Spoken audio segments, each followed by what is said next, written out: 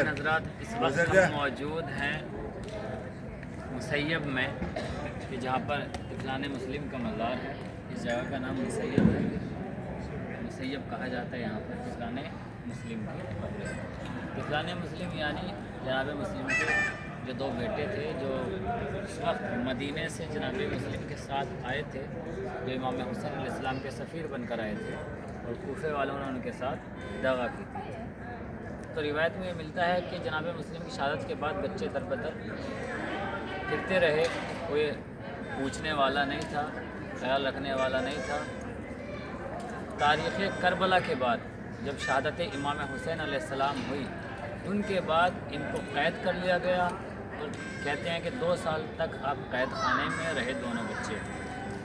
اس کے بعد کسی طریقے سے جو اہل بیت کا چاہنے والا تھا انہوں نے آپ کو رہا کرا دیا. رہا کرانے کا نتیجہ یہ ہوا کہ دشمنان پیچھے پیچھے آتے رہے، اور آپ اس وقت نہر فرات پر دونوں بچے پائے گئے. لیکن وہ ظالم بادشاہ اتنا ظالم تھا کہ دونوں بچوں کو پاس میں کھڑا کر کر ایک دوسرے سے یہ پوچھنے لگا کہ بتاؤ پہلے کس کو قتل کیا جائے.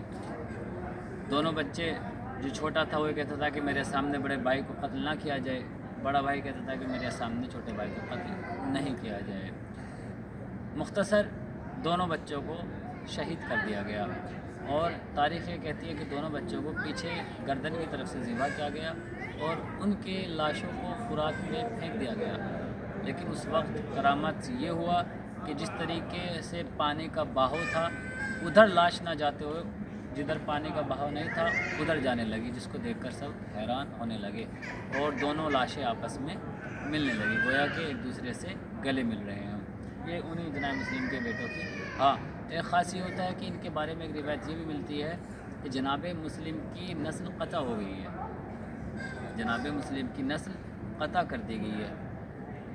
حدیث میں اور روایت میں اس طریقے سے ملا ہے کہ اگر کوئی یہ کہے اور چاہتا ہے کہ میری نسل آباد ہو، یعنی لڑکا ہو، تو وہ جناب مسلم کا واسطہ دے، تو اس کی پروردگار دعا بہت جلدی قبول کرتا ہے، کیونکہ امام حسین علیہ السلام کی راہ میں انہوں نے اپنی نسل پوری قطع کر دی.